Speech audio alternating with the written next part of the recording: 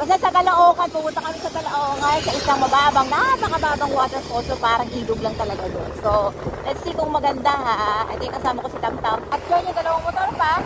So bali, 4 na motor kami for today's video. Kakunti lang kami dahil mga busy ang mga lakwatserong buto. So ang pisa ito sa Erlen ang driver ko for today.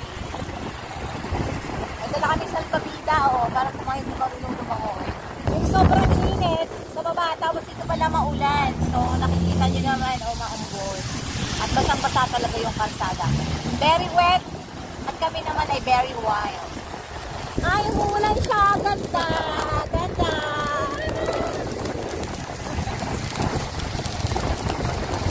Diba ang saya? Drive ko ng maulan.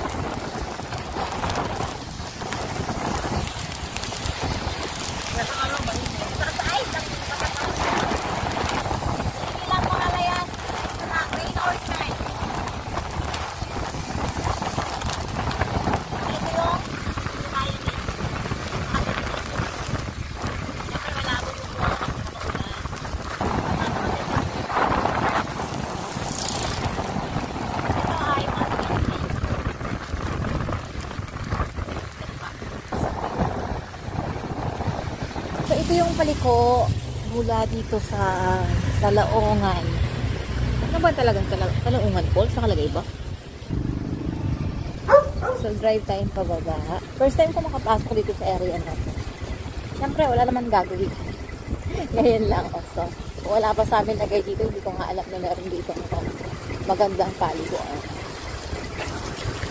Maganda ng bahay. Simple lang pero maganda siya. China all.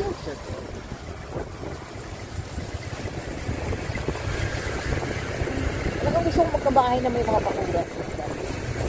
Lahat. May mga garden. Pag lang kalayo, huwag na lang. Yung ganda. Gusto ko nga yung mga gantong malalayo sa mga kabahayan. Tahimik. Dahan-dahan ko na. Ang daming pera, go lang. Ganda ng mga bahay. Ganda ka ng bakuran. Ito nyo, ganda ng bahay. Bundok ko pero ganda ng bahay. China all talaga. Pero siyempre matuto tayo makontento. Ibig sabihin, huwag naman yung makontento na wala ka nang gagawin para umulid yung buhay mo, di ba? Dapat gagawa ka din ng paraan para matupad mo yung mga dreams mo. Pero kung talagang hindi kaya ng powers, ginawa mo ng lahat, huwag naman gagawa ng masama katulad ng nanakaw, ganyan. Yung parang gagawa ka na lang ng masama para makuha mo yung mga gusto mo. Lahat naman ng mga bagay na ninanais natin sa mundong ito, hindi natin madadala. Ayan, ang ganda ng kalayaan.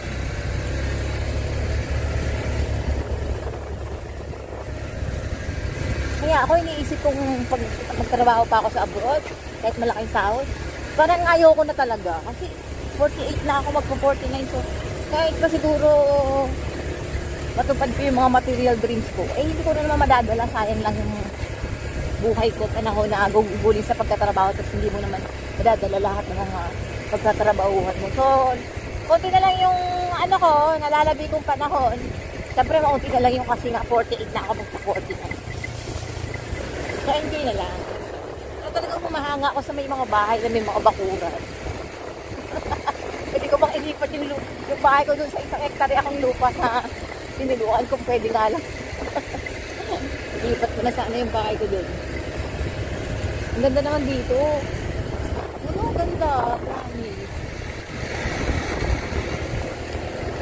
Hindi kasi ako sa mga bundok-bundok. Malalayo sa mga kabahayan. Ay, ang cute naman noon. Ano, nakakita na ako. Oh, diba? Oh. Ganda ha. Ang ganda no. Ay, ngayon. Wala sa mga kalapit neighbor. Pero mas maraming lupa na mas magaganda pa yung mga overlooking. Ganoon talaga. Gusto ko yung ante. Ganda naman. May mga nag-aalaman dito. Para ka natin.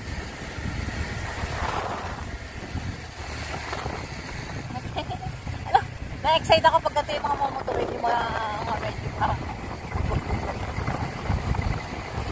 mo kahit walang mga kabahayan dito. Tapos ang ganda ng kalsada niya. Ang ganda ng kalsada.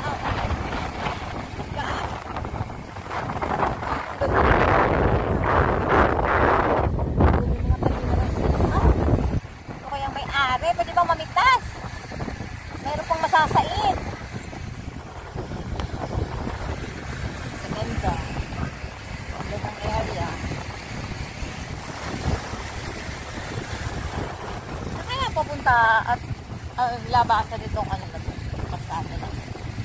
Ganda ng daan, oh. Ganda ng karsada.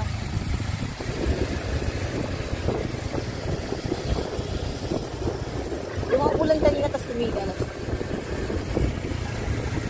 Ay, ganda.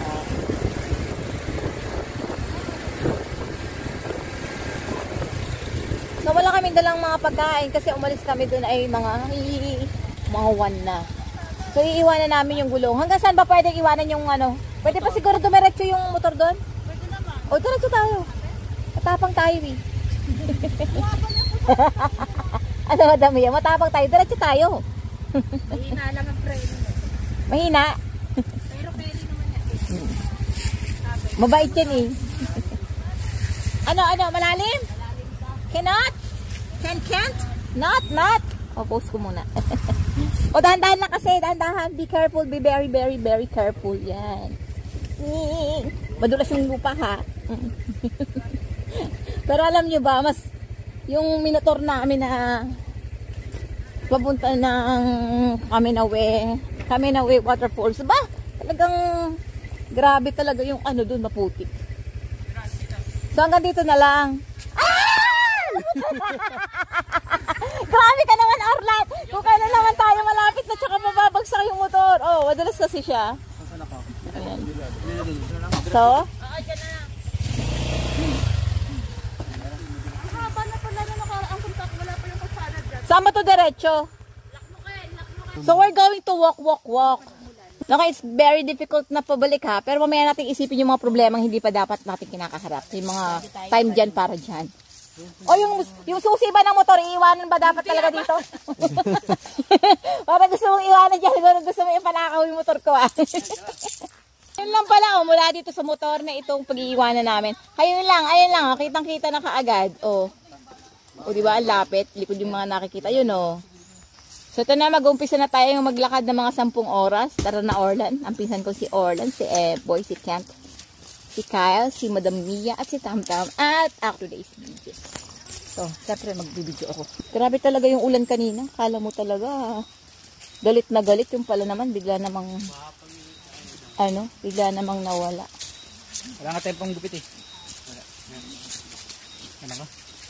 Ay, ang bagal ni Orlan. Video natin si Kyle, baka ba the plug? Basta wag lang may bato at saka yung kahoy. Kaya nga. Pag may bato, Diyos ko, nakakatakot. Sabi mo tamang layo ng lakarin, yung pala napagkalapit-lapit lang. Tanaw ko na nga kaagad. So, ibig sabihin pala, magpapagawa sila ng karsada dito, connect diretso dito sa ilog. Kala ko pa naman may mga bahayan, kaya talagang ginastusan nila yung karsada. Maano ng tao, madaling puntahan eh. Masasal. So, maglalakad tayo ng konti dito sa medyo damu-damuhan. Yan. So, walang entrance fee, walang environmental fee. Panay pepe. So, ito na. Ha? Saan? Sa Cagbalete? Mahirap. Pumotor lang tayo tapos Pero hindi sila papasok. papasok sila. Hindi pwede doon gawat ano. So, ilog lang pala talaga siya. Hindi talaga pala siya waterfalls. River lang. River lang pala talaga siya. Hindi pala siya waterfalls.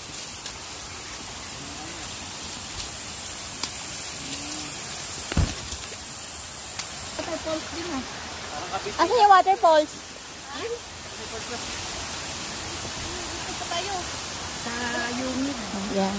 Lakad-lakad pa tayo. Guys.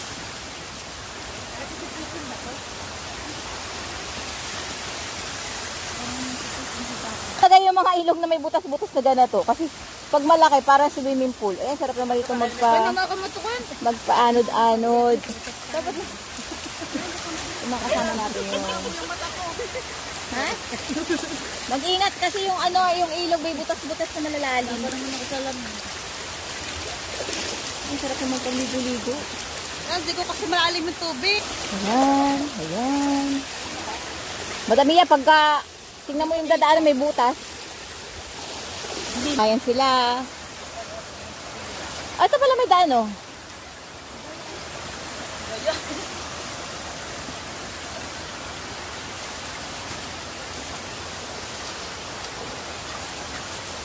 So, ang oras ay 2:17. So, dadaan tayo sa Kakawayanan. Ay, wala na yung labong. Magsilakihan na sila.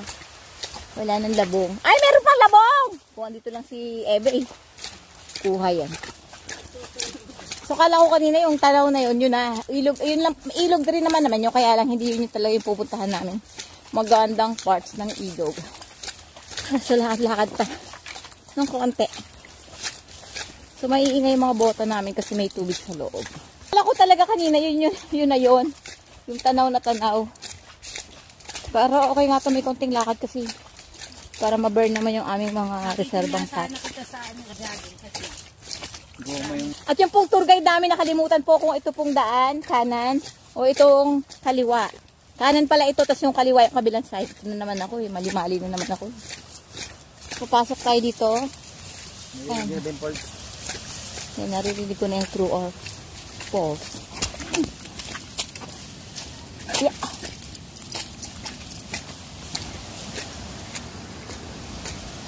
So, dapat di ba maraming tubig kasi nag-iinulan. Bakit wala pa rin siyang mga water? Kunti lang yung tubig niya. Ito. So yun, mababang waterfall. Ano malalim? Patay dadaan para bumaba. Parang napunta na natin. Malapad. Natin sa kabinti. Oo, katulad yung pinuntahan natin. Oo nga, doon. Kaparehas. So itong waterfalls na pala na ito. Katukson pala ito ng Kipot at Balon-Balon Falls. Pero pag dito ka dumaan sa Nalaongan, napakalapit lang.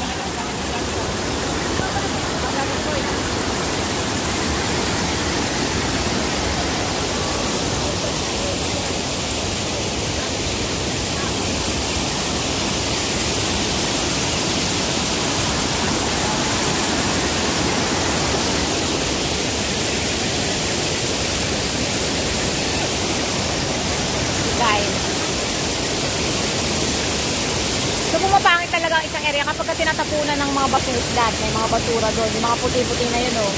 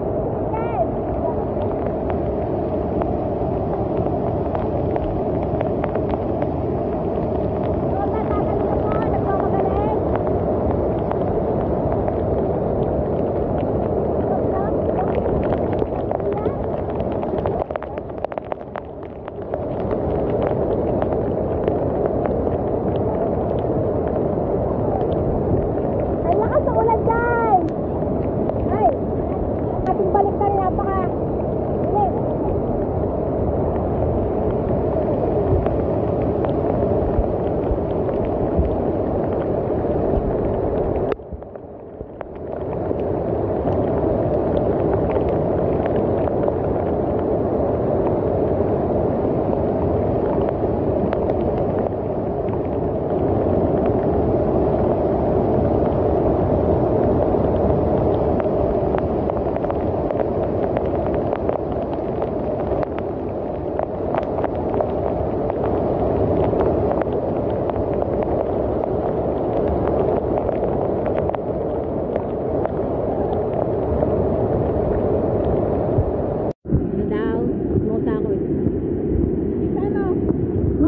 Buti ko lang maiwanan yung, buti lang malaglag yung cellphone. Lagi-lagi na lang.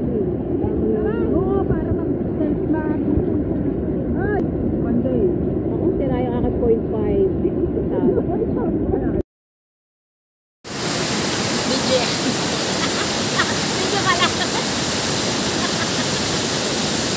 Video pala yun. Alam na. Lagi akong kapianap na. Kumain po tayo ng rambutan. Sariwa po to. Bagong pitas po ito. Bakit na ba? Bagong pita sa madadaanan.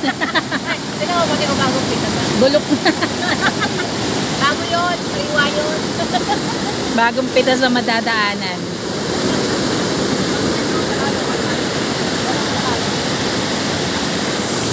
Wala eh. Bibidyo ako kayo. Ano yun? Upo, Ken! Upo, upo! 1, 2, 3. 1, 2, 3.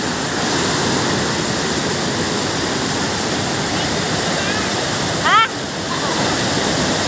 Picture to. Okay, Ken, ako naman, Ken. Dito ka, ikaw naman. Tama ako doon. Ang kati. Uy. Tama ako. E, punta ka doon.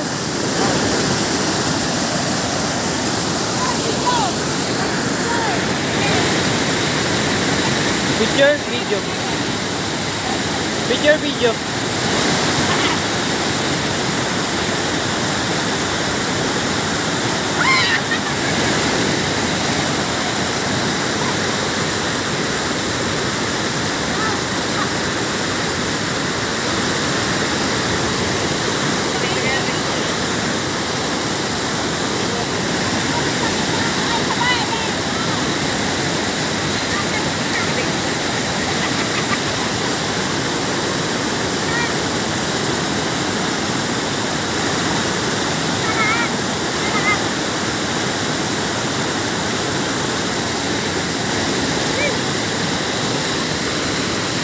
Naka-video ba to? Ano na?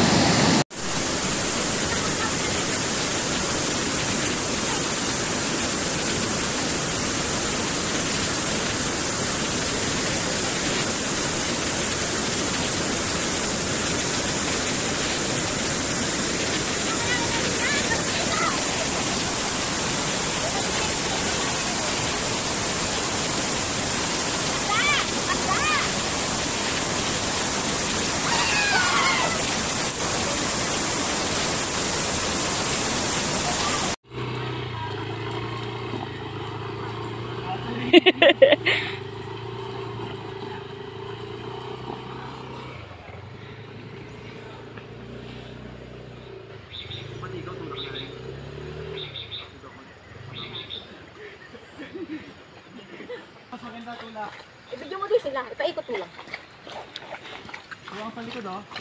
Mas okay nga tulak na lang, tulak-tulak. Sasakyan kasi aarangkada. Mabigat. Mabigat yung yung Aerox. Putang ina mo.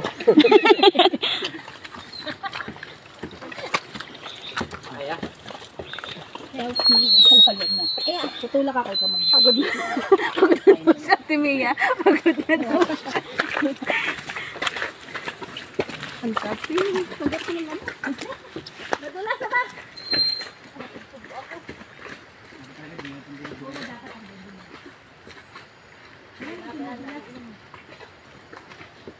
Nakakala, ang layo ng lalakadin.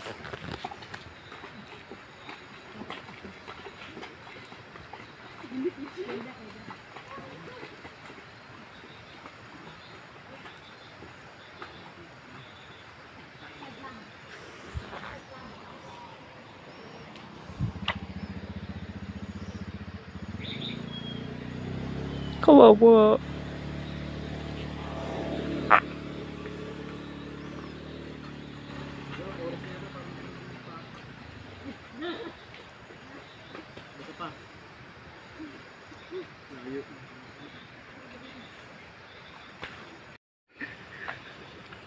Yan.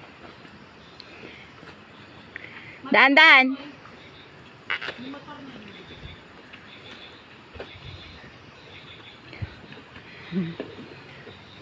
Sige, tulak. Ano, kaya nyo dalawa? Dapat, meron pa sa kabilang side, ano? Kaya nila yan. Matulas kasi yung kaya. Sige. Pakaling ka dito pa yun. Okay. Wala. Hindi kaya na pa yun.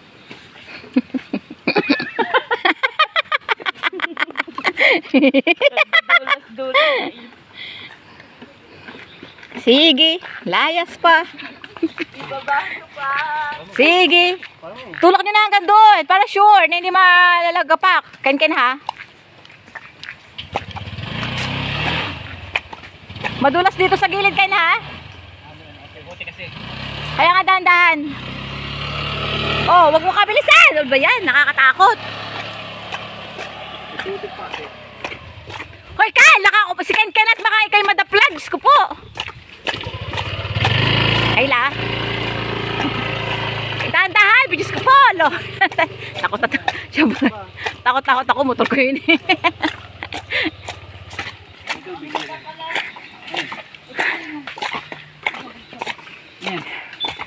Ano nangyari? Anong nangyari, Kyle? Kala ko eh. Ano yan? Tubig. Let's go na. Hingal kabayo ba? Galami ba tayo? Ewan ko sa inyo.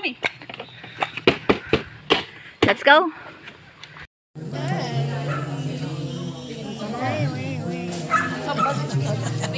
Kita yung lake. Kitang lake. Video pala yun.